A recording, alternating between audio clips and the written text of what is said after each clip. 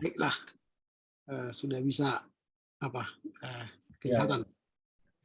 ya, terima kasih. Baik, Amang, kita akan mulai perkuliahan kita ya. Ya, Bang. Sebelum kita mulai perkuliahan kita, kita bersatu dalam doa. Bapa dalam surga, kami bersyukur karena pagi ini kami boleh kembali bertemu dengan Amang Panggabean dalam rangka berbicara tentang studi atau praktik lapangan ke gereja. Dan hari ini kami akan membahas topik kendala yang dihadapi dalam melaksanakan praktik lapangan ke gereja. Kiranya Tuhan memberkati kami dari awal hingga akhirnya, sehingga kami dapat wawasan yang baik dalam rangka pelaksanaan praktik lapangan. Terpujilah Engkau Bapa demi Kristus Yesus. Amin. Amin. Baik, Amang. Amang telah mengerjakan paper yang ketiga yang bertopik kendala dan hambatan dalam melakukan praktik lapangan di gereja. Ini sudah Amang tulis dan judul ini nanti kalau harus dibuat di besar, biasanya besar kemudian pas. Baik, saya akan membahas apa sebenarnya kendala yang Amang sampaikan dalam rangka melaksanakan praktik lapangan itu.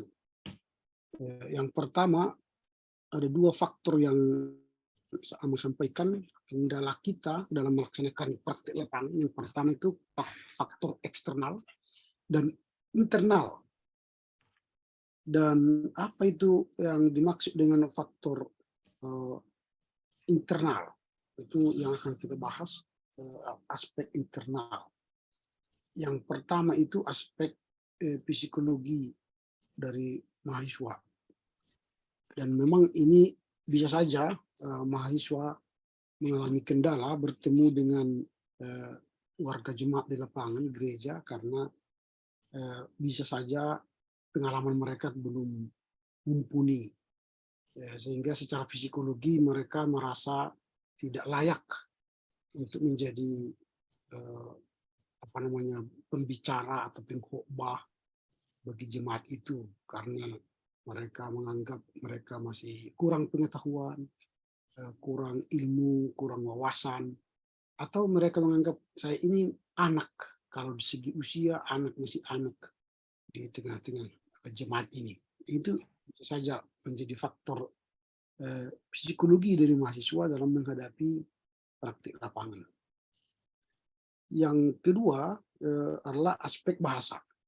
Apalagi ini banyaknya mahasiswa misalnya yang tidak fasih lagi berlanggam bahasa ibu. Kalau dia misalnya orang Toba, lahir di kota, dia tidak pandai lagi fasih berbahasa Toba. Mengerti sih mengerti, tapi tidak bisa berkomunikasi dengan bahasa itu. Sama dengan suku lain, Semalungun, Nias, Karo, Angkola, Mandailing, begitu. Sehingga aspek bahasa ini menjadi kendala.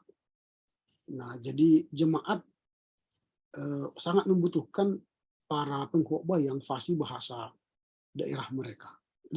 Lebih respect mereka kepada orang yang pandai bahasa daerah daripada pakai bahasa Indonesia.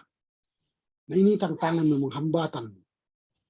Makanya kalau ada mahasiswa yang kurang fasih bahasa daerahnya, biasanya mereka akan mengalami tantangan atau hambatan di lapangan ketika mereka melakukan praktik lapangan itu. Itu memang kita hadapi hambatan dari faktor bahasa ya, secara internal. Lalu Amang juga sampaikan di sini aspek konflik gereja. Dan ini memang dihadapi mahasiswa saat mereka memasuki masa praktik lapangan, dan ketika gereja itu punya masalah atau pertikaian, mahasiswa menjadi korban. Artinya mereka tidak tahu masalah, tapi disangka mereka pro kepada pendeta biasanya, karena mereka bersama dengan pendeta. Nah, mereka tidak tahu menau dengan apa yang terjadi di gereja, tapi karena mereka masuk praktik lapangan ke situ, bagi orang yang oposisi misalnya yang tidak suka dengan penyelenggara gereja pada saat itu, pendeta, penatua, dianggap mahasiswa yang praktik itu pro kepada penguasa atau yang memimpin saat itu. Nah, itu tantangan. Nah, kalau bagi jemaat yang tidak masalah, nggak masalah sih. Tapi kalau bagi gereja yang punya masalah dengan pendetanya misalnya, atau dengan penatuanya, majelisnya, sintuanya, mereka akan mengalami tantangan itu. Nah, ini faktor internal. Nah, selain itu tentu masih ada nanti faktor-faktor internal yang dihadapi oleh mahasiswa dalam praktik lapangan secara internal, ya, yang secara pribadi. Misalnya selain yang Amang sampaikan itu, kendala-kendala yang sering dihadapi oleh mahasiswa ialah ketika mereka sudah memasuki lapangan, mereka kurang komunikasi dengan dosen pembimbing lapangan. Nah, mereka tidak punya komunikasi yang baik, sehingga ketika mereka memasuki lapangan tidak dibekali dengan ilmu atau wawasan berkaitan dengan studi lapangan itu atau praktik lapangan itu. Itu sering kendala. Di kampus kita memang sebenarnya ada pembekalan mahasiswa yang CP, Kolegium Pastoral. Tapi kan tidak semua mahasiswa itu datang mengikuti pembinaan itu. Ada yang mungkin datang dia dari 10 pembinaan yang kita siapkan, dia datang cuma 5. 5 topik lain dia tidak bahas atau tidak ikut. Sehingga dia mengalami kendala di lapangan. Selain itu juga, selain tadi kurangnya mahasiswa ini berkomunikasi dengan dosen pembimbingnya atau pembinaan yang dilaksanakan di kampus, sikap mahasiswa yang kurang berani bertanya atau kurang bermasyarakat, ya, tidak ada kemampuan dia secara personal berkomunikasi dengan warga jemaat atau para pendeta atau sintua yang dia hadapi di lapangan. Ini kurang, dia punya kurang kemampuan komunikasi yang baik. Tapi itu faktor bahasa tadi. Dia tidak mampu menguasai bahasa daerahnya atau bahasa lokal yang dia jumpai. Nah, ini beberapa contoh lain yang secara internal yang dihadapi oleh mahasiswa yang menghadapi tantangan ketika studi atau praktik lapangan. Nah, yang kedua ialah aspek eksternal. Ini juga menjadi kendala bagi mahasiswa saat menghadapi atau menjalani masa studi lapangan atau praktik lapangan. Apa-apa saja itu aspek eksternal, yaitu soal lingkungan masyarakat, ya.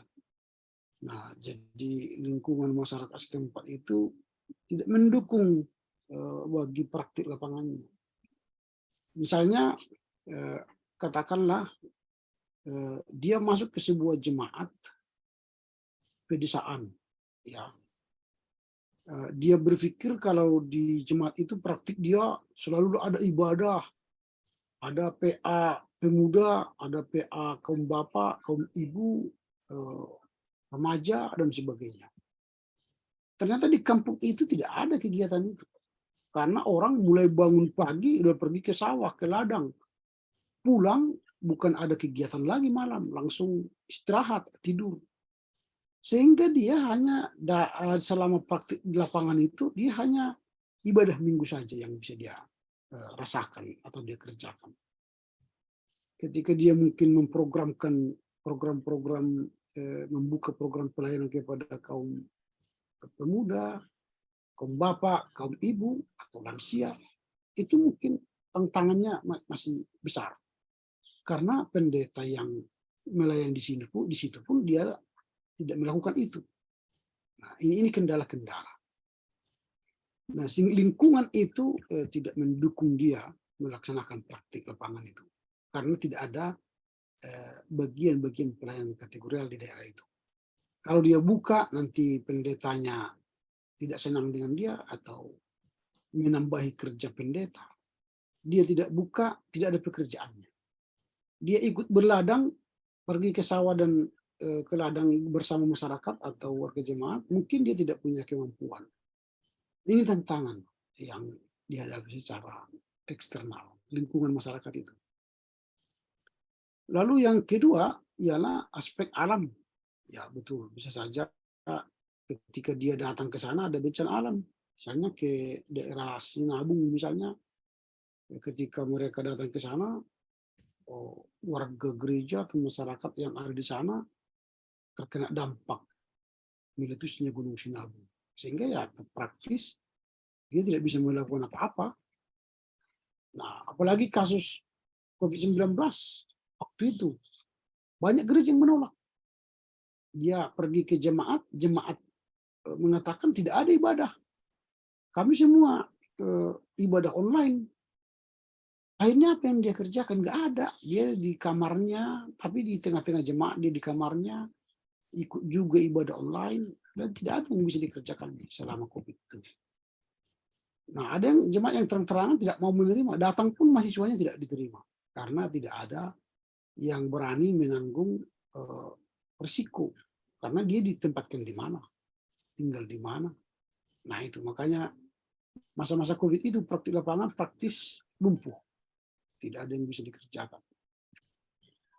Nah itu yang Amang sampaikan dalam laporan ini, dan faktor-faktor internal eksternal lainnya mungkin masih banyak. Dari segi sarana prasarana ya, bisa tantangan itu dia mau melayani tapi tempat pelayanannya jauh-jauh, atau dia akses dia ke gereja atau akses dia ke pelayanan-pelayanan kategorial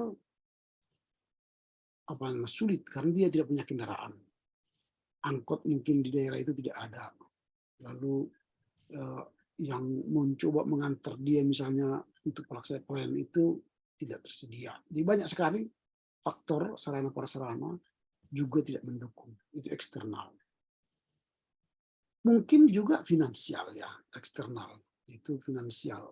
Kadang jemaat ini kan karena dianggap praktik lapangan, gak digaji nih, ya, gak dikasih apa-apa gitu.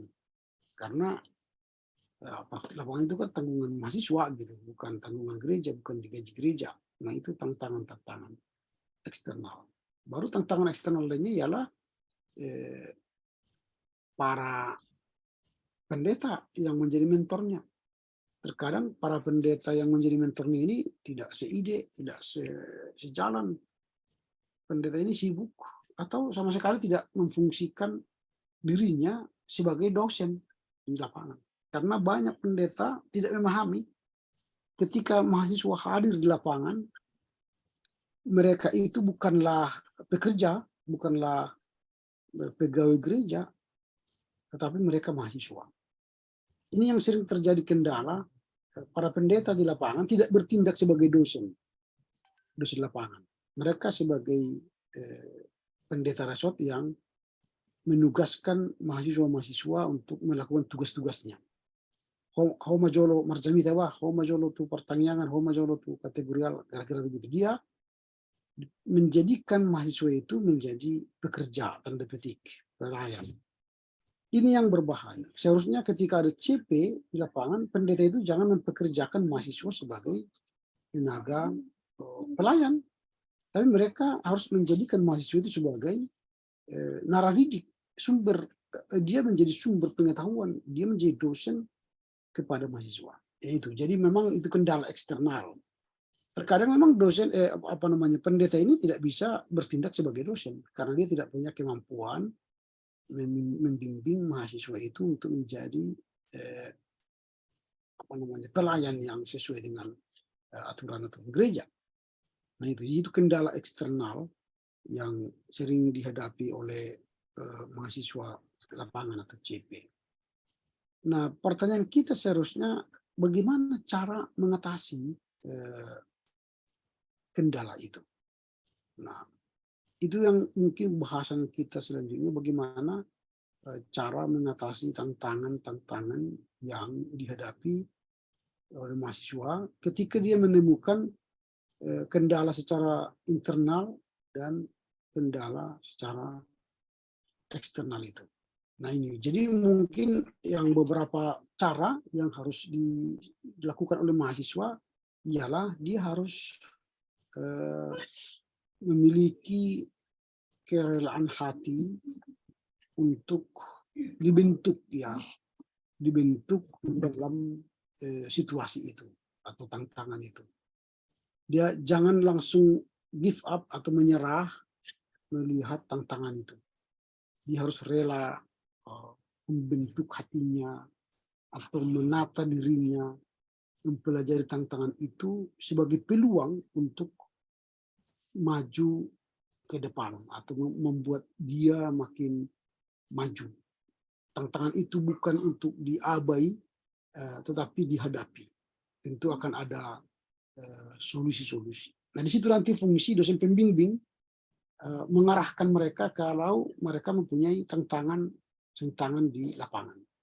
Nanti akan ada pertemuan dosen akademik dari kampus melihat ke lapangan, lalu mereka dibekali lagi setengah semester atau setengah masa praktik itu, lalu mahasiswa akan semakin mendapatkan solusi-solusi. Jadi ada pertemuan mahasiswa dengan dosen untuk melihat kebuntuan mahasiswa menghadapi tantangan baik eksternal dan internal tadi. Nah, kemudian si mahasiswa harus proaktif.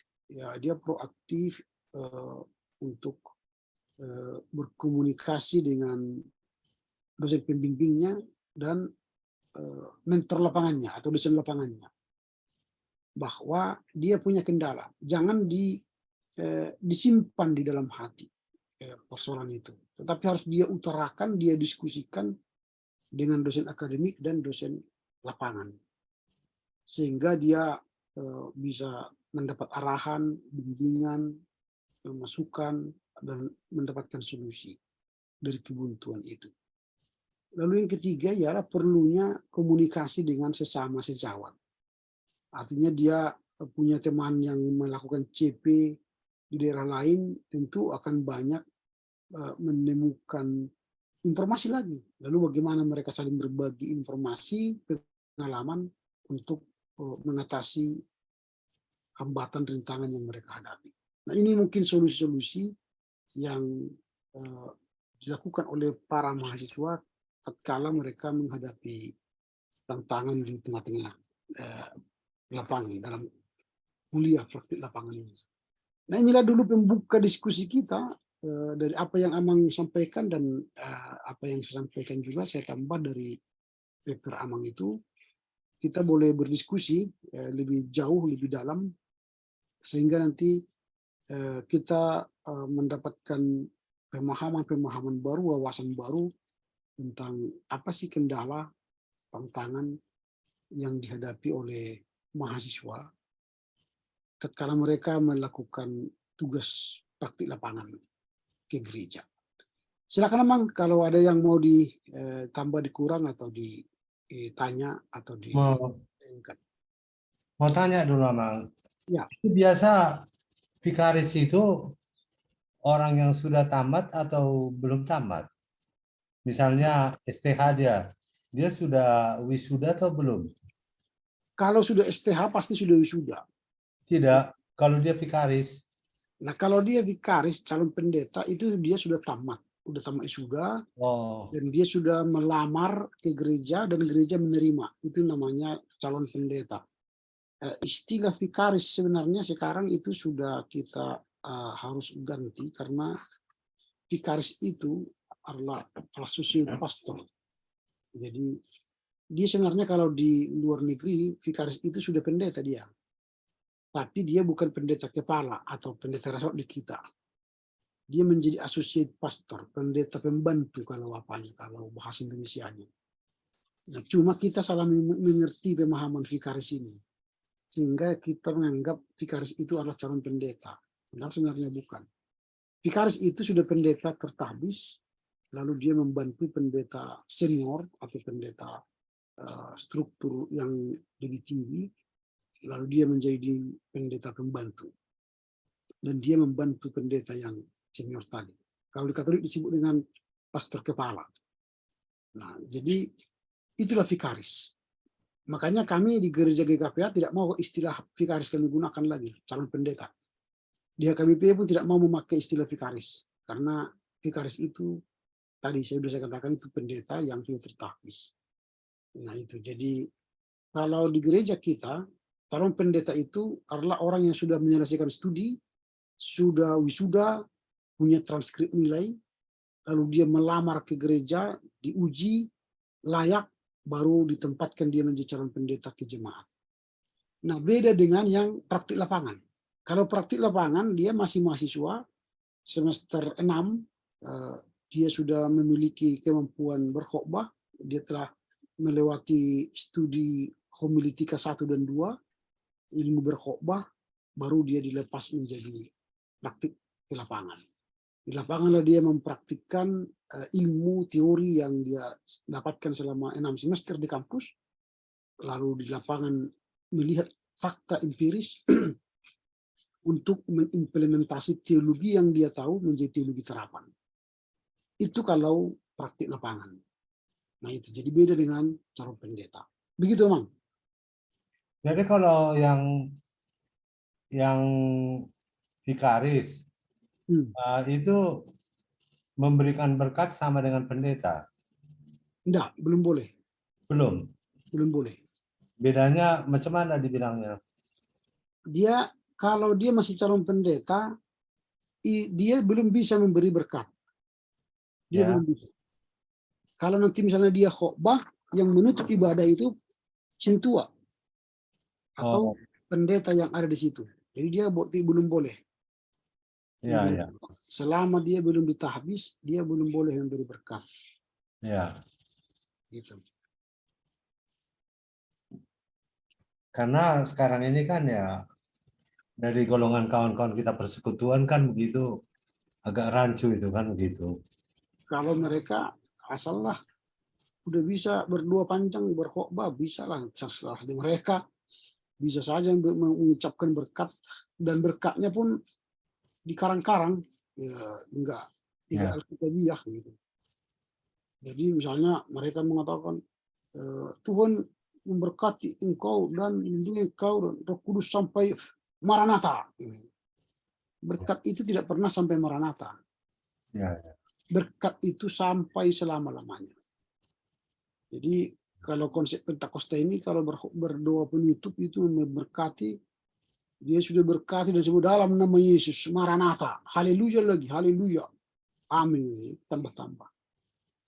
Sekarang ini ada lagi kan doa, kami berdoa dalam nama Yesus, haleluya, amin. Entah dari mana itu ajaran itu, nggak tahu kita. Dan kita pun banyak yang mengikuti itu. itu mereka yang memang punya bahasa-bahasa yang sensasional, yang supaya di jemaat diminati jemaat, supaya ada jemaat mereka yang bertambah gara-gara kata-kata mereka yang sensasional. Begitu, Mang. Terus kemudian apa? Kalau saya yang lihat dalam praktisnya ya dalam apa ini pendeta dengan pendeta atau mungkin dengan calon pendeta atau pendeta dengan jemaat saja pun terkadang ya apa yang dibilang pendeta itu pun terkadang nggak cocok dengan teologinya. Jadi ya seperti jadi cara daripada seorang calon pendeta itu terkadang untuk mengatakan itu sehingga pendeta tidak sampai tersinggung, ya kan begitu. Bahwa apa yang dibilangnya itu belum tentu apa. Kita aja pun misalnya seringlah di pertanyaan atau di mana begitu seorang sintuan misalnya Hmm. berkhotbah begitu, ya kita tahu yang sebenarnya, cuma ya kita kan tidak mau mempermalukan, bukan itu tujuan kita kan. Jadi Hmm. cara mengatakannya itu barangkali ada seninya, barangkali kan begitu. Hmm. Terus ya eh, itulah antara hubungan antara pendeta dengan orang yang praktek lapangan, atau kita katakanlah dulu ya pendeta dengan eh, jemaat. Jadi Hmm. ada juga yang belum pendeta dia tapi sudah MTH, ya kan Hmm. begitu. Jadi kita kan tahu kan bahwa ilmunya ini kan sudah agak senjang dengan pendeta yang lama. Dan Hmm. pendeta-pendeta tua ini pada umumnya abang kan udah jarang membaca. Pada umumnya diktat yang satu ini aja diulang-ulang sepanjang masa. Jadi kan, tapi kita kan harus hormati dia sebagai pendeta kan gitu kan. Hmm. Jadi ya eh, di situ agak apanya, agak agak ada seninya lah barangkali orang yang praktek lapangan itu. Ya. Ya, jadi memang di situ saya katakan tadi komunikasi antara mahasiswa praktek lapangan dengan seniornya, dosen lapangannya terkadang bisa mengalami apa namanya masalah ya. Pertama, kalau si pendeta merasa mahasiswa itu sebagai saingan, maka dia akan terjadi konflik ya. Atau dia pendeta tua yang tadi kurang membaca, tiba-tiba datang mahasiswa yang fresh, yang masih apa namanya segar dengan ilmu-ilmu teologi dari kampus, merasa pendeta ini merasa dia lebih hebat dan nanti jemaat menyukai dia, dan pendeta tua ini merasa dirinya tidak berharga gitu. Itu persoalan. Atau tadi seperti tadi dia pendeta yang gelarnya STH, yang praktek itu sudah magister teologi. Nah, bahkan khotbah pendeta yang tua ya sudah bosan jemaat mendengar, sementara calon pendeta atau pendeta muda ini mahasiswa praktik ini khotbahnya segar-segar karena masih update dengan isu-isu terkini. Nah, bagaimana cara mengatasinya? Nah, itu yang perlu kita bahas sekarang. Nah, solusinya ialah komunikasi. Yang baik mahasiswa yang praktek lapangan atau calon pendeta yang sedang praktek di depan pendeta yang senior harus pandai, tadi yang Amang bilang, punya seni dalam berkomunikasi. Nah, sehingga si pendeta tua tidak merasa tersinggung atau tidak merasa diabai karena kepandaian pendeta muda. Maka dia harus merangkul. Mungkin dia perlu memberi masukan-masukan secara personal kepada pendeta itu supaya dia tercerahkan. Mungkin pendeta ini belum dapat informasi tentang perkembangan teologi.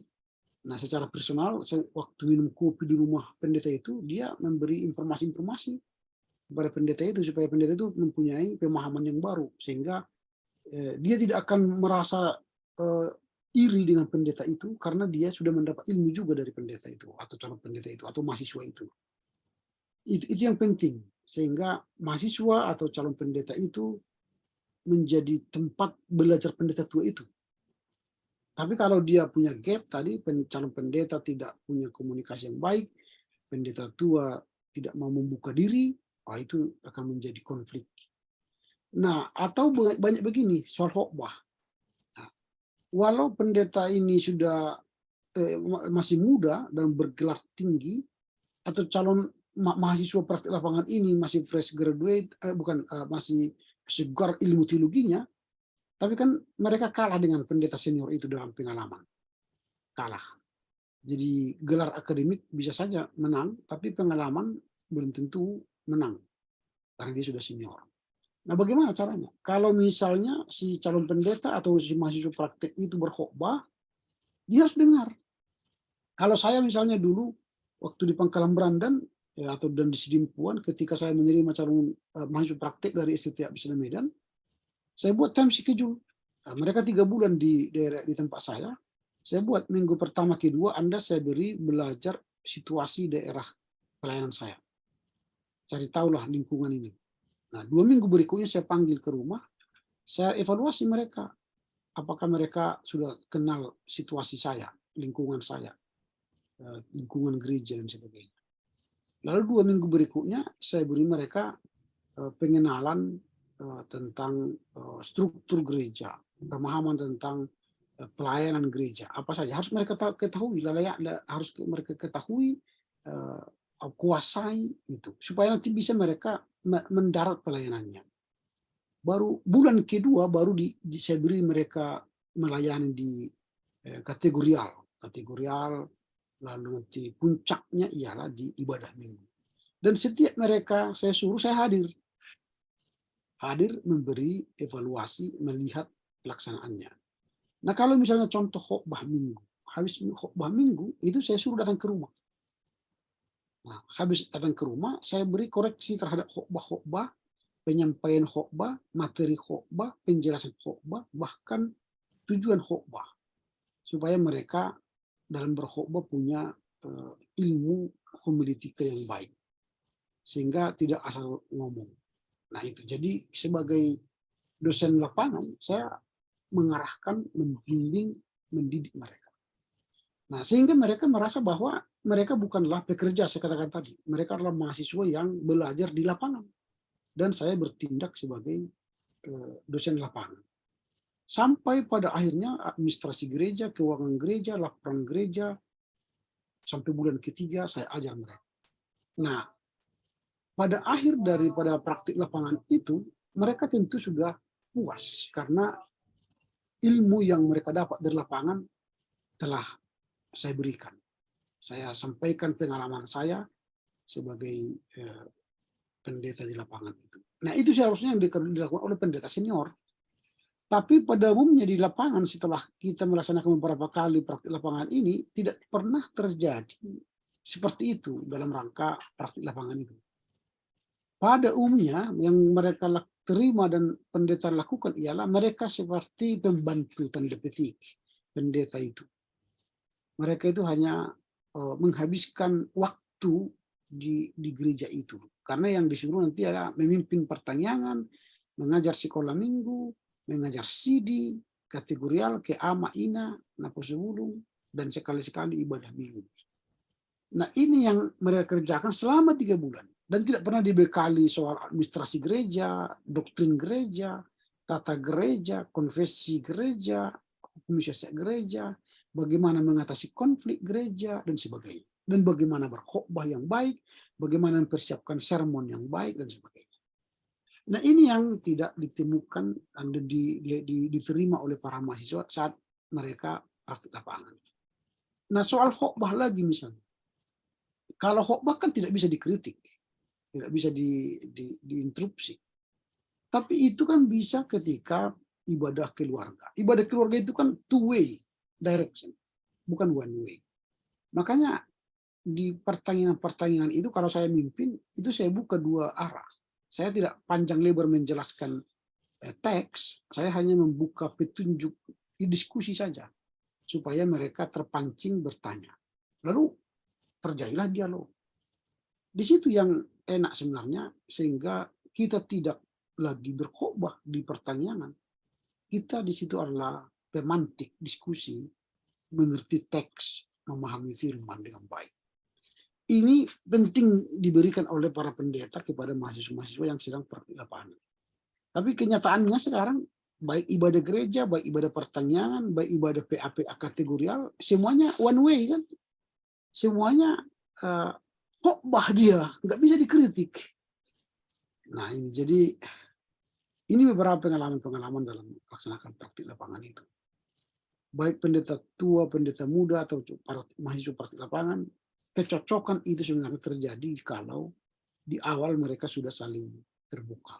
mahasiswa terbuka, calon pendeta terbuka dengan senior-seniornya atau dosen-dosen lapangan yang mereka hadapi. Begitu, Amang.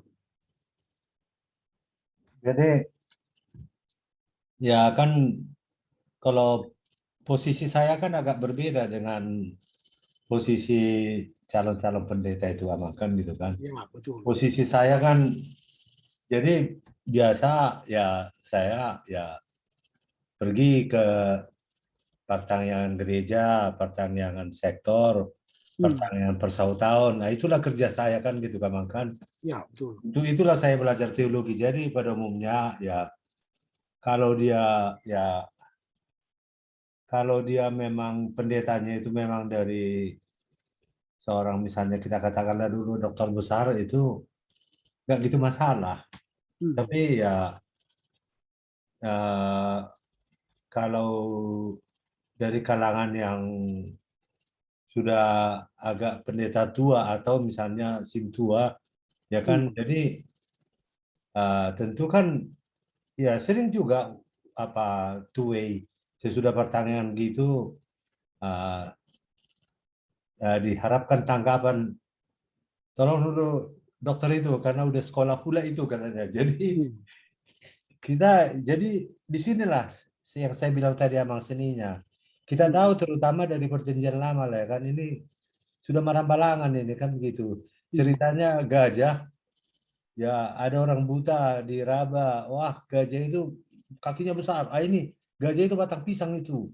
Di Raba ya belalainya panjang. Oh gajah itu kan ular itu. Akhirnya cerita ular mengenai ular sendok dan lain-lain dan lain-lain. Enggak cerita gajah lagi kan seringan begitu. Jadi itu kan kita nggak perlu rahasia lah ya kan bahwa memang sampai sekarang ini di kalangan kita sendiri pun atau di kalangan dosen kita sendiri pun bahwa hubungan antara perjanjian lama dengan perjanjian baru itu kan suatu hal yang masih didiskusikan kan begitu Abang ya. Mungkin pendapat saya begitu. Ya, ya yang satu tetap ya bertahan di apanya di pendapatnya, yang satu lagi bertahan di pendapatnya, yang satu lagi ya misalnya orang yang di dogmatika juga bertahan di pendapatnya. Jadi sebenarnya ya itu sudah rahasia umum di kalangan kita. Saya pikir-pikir itu makanya sebenarnya banyak orang jadi ngambil kesempatan untuk menyelewengkan dan membuka gereja sendiri menurut suka-sukanya. Karena dia multitafsir ini jadi diambilnya untuk keuntungan dalam tanda kutip ya Mang ya. Ya kita kan terbuka aja. Jadi firman itu udah dijadikan menjadi uang seperti si Judas. Tapi maksud saya bukan itu. Maksud saya itu terkadang Dokter Rima Jo, baik kamu juga komentar muna mangala, kamu kayak ngasih kolah kamu. Jadi ya kalau sudah begitu kan nggak boleh lah kita menolak, kan begitu kan itu berarti mensia-siakan yang kesempatan yang Tuhan kasih. Saya belajar teologi juga sedikit-sedikit di apa ini di Abdi Sabda ini kan harus dibagikan juga. Dan memang itulah tujuannya, makan begitu dibagikan. Iya. Ya siapapun yang meminta, bahkan kalau nggak ada parjamitanya, nggak ada sintuannya, kau lamang dokter, ya, begitu kan gitu kan, tanpa AEO, ya menurut kemampuannya yang kita lakukan. Maksud saya kesulitannya di situ, macam mana lah mengkomentarinya. Jadi ya paling kita mengatakan ya sudah dikatakan oleh pengkhotbah tadi itu benar semuanya. Cuma saya hanya menambahkan karena terkadang kita ini mungkin banyak masalah kita, jadi tadinya ibaratnya itu khotbahnya tadi kira-kira masih di surga, sedangkan kita masih berpijak di dunia. Tapi tidak saya katakan begitu kan, cuma ya barangkali Inang juga atau Amang juga banyak punya masalah-masalah di sini, barangkali ya cobalah dibangkitkan dulu untuk dihubungkan dengan khotbah ini. Saya pancing juga gitu Amang kan gitu kan, karena memang ya di kalangan para pendeta pun atau kita di teologi ini pun memang banyak juga menimbulkan tanda tanya ya kan gitu. Tanda tanya ada yang kepintaran, ada yang kurang pintar, ada yang ya itu antara kita lah makan gitu. Maksudnya itu kritikan antara intern kita kan gitu, orang lain nggak perlu tahu kan gitu.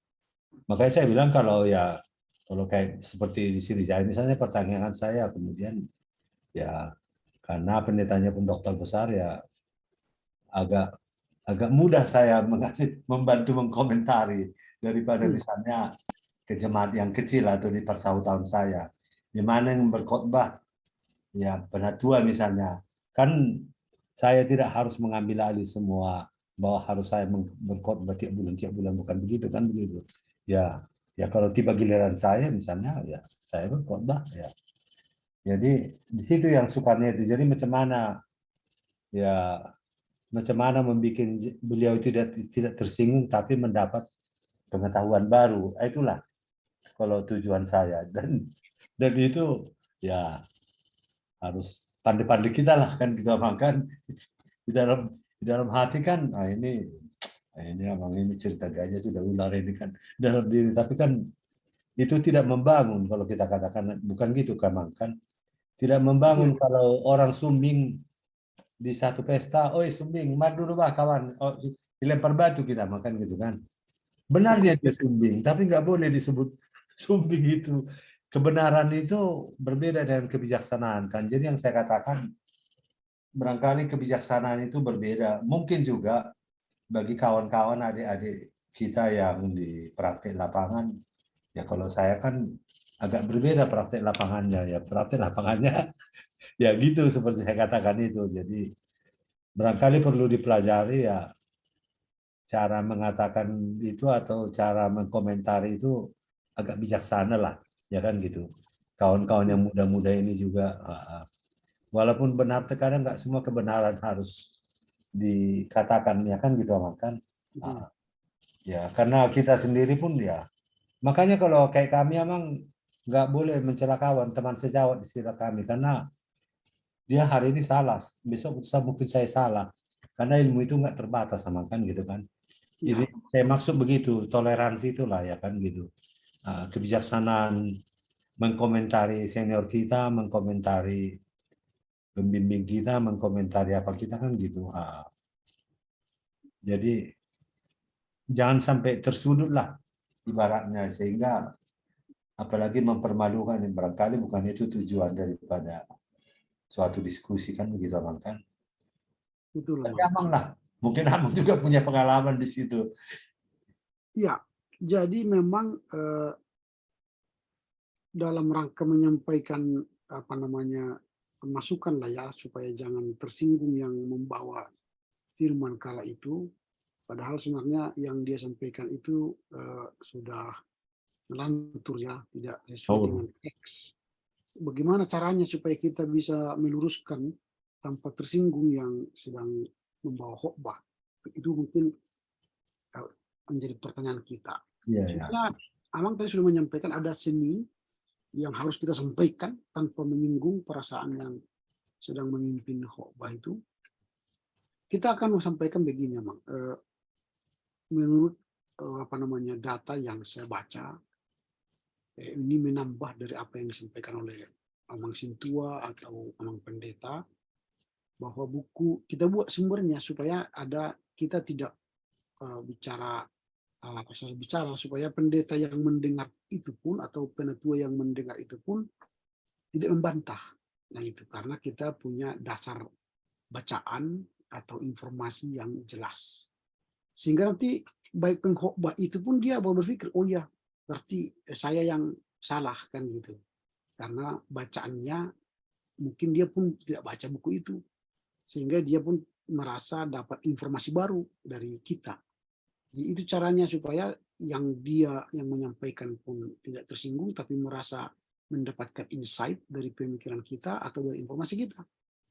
Misalnya kupasan yang disampaikan Amang Pendeta ini sudah bagus, tapi saya baca bukunya William Barclay tentang tafsiran Matius.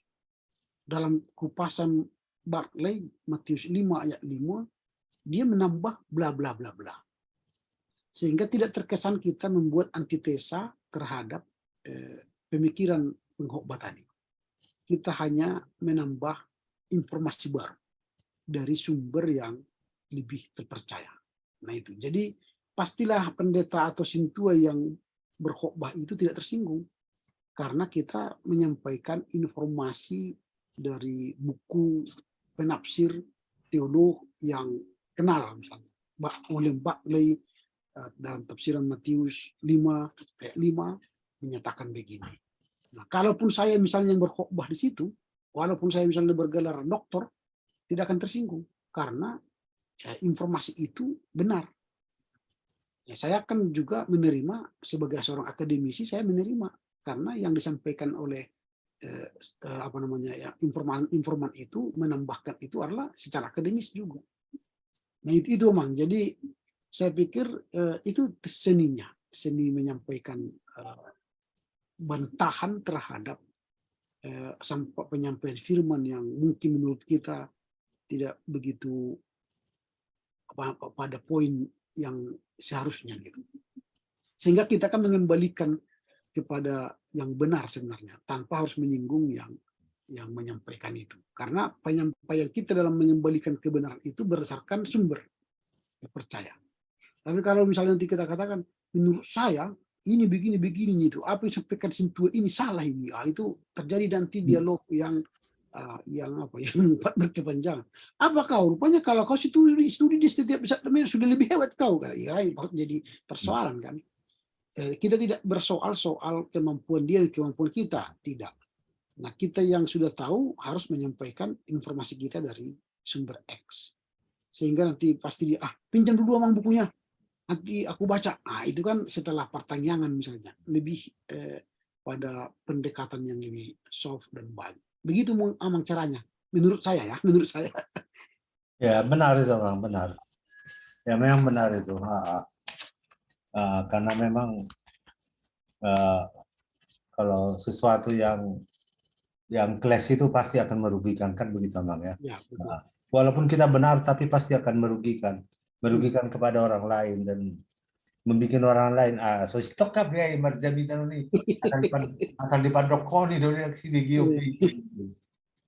Ya emang terus terang saya bilang, saya begereja terkadang ya saya dengar yang berkhotbah ya kayak di gereja, tahunya saya itu bahwa terkadang kan ya kita bisa buka informasi dari HP dari mana-mana ya, bahwa itu sudah agak lari. Tapi kan nggak perlu saya ngomong ke samping saya itu barang balangan doi kan begitu kan, jangan begitu ya.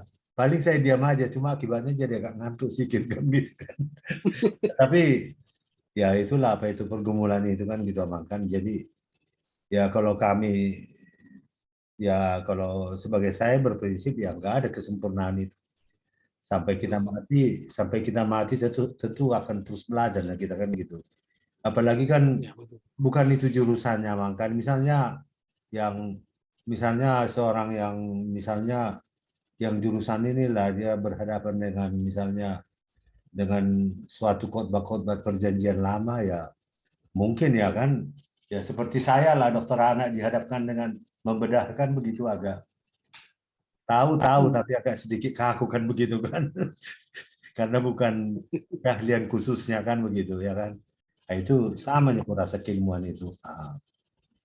Jadi kita pun harus maklum terkadang ya. Ya kalau orang tekun mendengar ya syukurlah, nggak perlu kita bengkokkan itu kan. Itu nggak baik kayak gitu kan gitu. Oke lah Mang, ada lagi Mang kira-kira yang Sudah apa itu kalau bagi saya itulah kehidupan saya sekarang dan nantinya mungkin kehidupan saya, kesitulah saya pakai ilmu teologi saya yang ya 2,5 tahun saya pelajarin ini. betul. Begini katanya, sudah siap lah kita, kata perjanjian lama. Abang pun baik cerita, udah 4 semester aku bimbing saya, aku bilang. Kalau aku nggak tahu lagi berarti salahnya abang gitu, aku bilang. Ya juga, kata beda. Saya memang PB sama PL itu udah sama-sama 4 semester itu. Saya selalu pilih. Saya pikir fondasi rumah itu harus agak benar sedikit. Jadi ya baiklah ya. Sama saya kira kesarjanaan kedokteran, kesarjanaan teologi itu memang saya kira long life study-nya itu.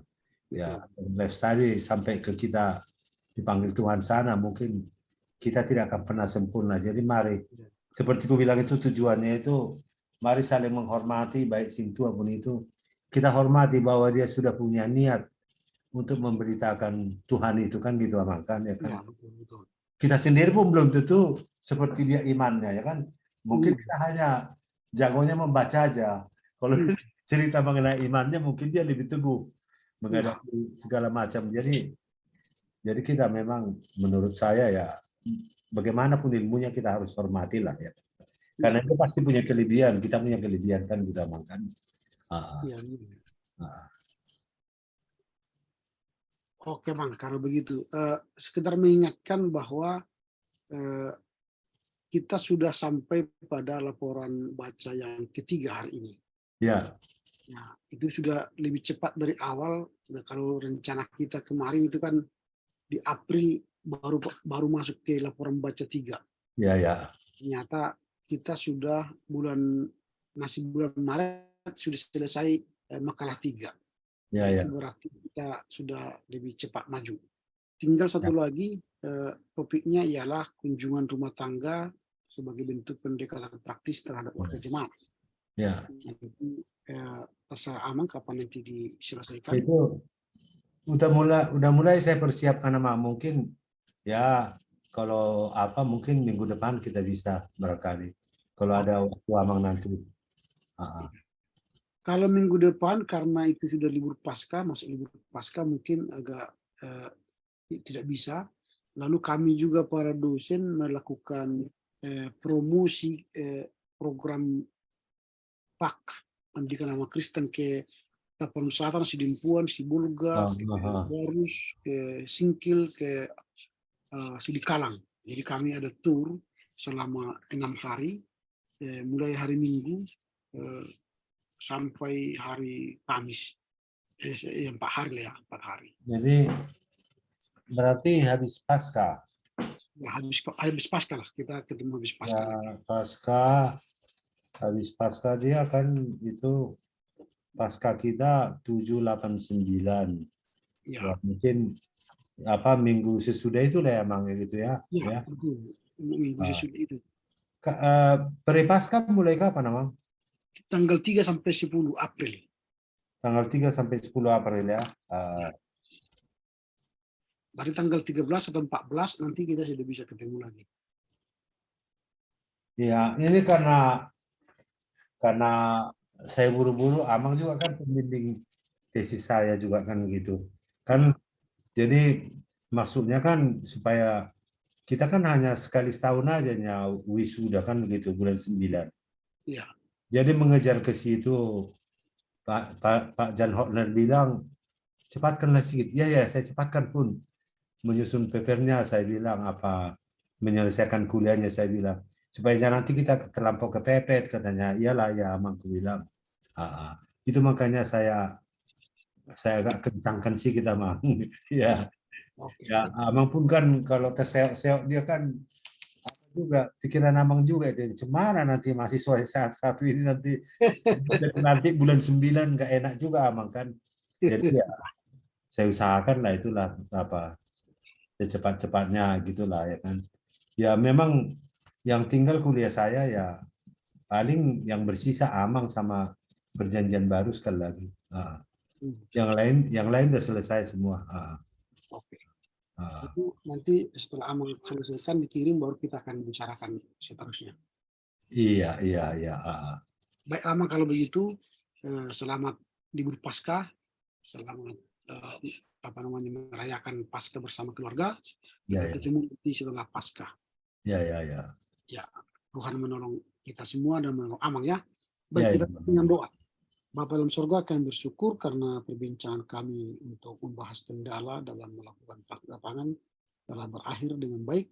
Berkatilah penggabian dalam rangka menyelesaikan makalah yang keempat, bahkan rencana-rencana selanjutnya dalam penulisan tesisnya supaya berjalan dengan baik. Berkati kesehatan dan keluarga dan semua yang mendukung proses studi ini. Terpujilah Engkau Bapa demi Kristus Yesus. Amin. Amin. Oke, selamat siang Mang ya. Yuk, horas.